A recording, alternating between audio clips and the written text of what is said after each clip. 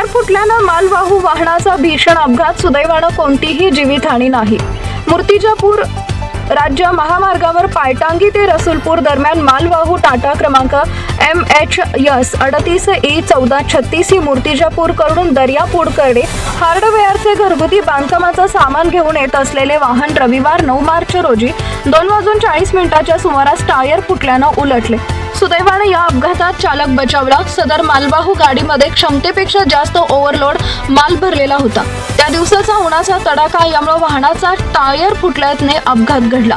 सदर अपघात रस्त्याच्या मधोमध अचानक घडल्यानं त्यांच्या मागून येणारी राज्य परिवहन महामंडळाची बस यांनी ब्रेक लावल्यानं मोठा अनर्थ टळला। तसेच वाहनातील हार्डवेअरचं सर्व सामान रस्त्यावर पसरलं होतं।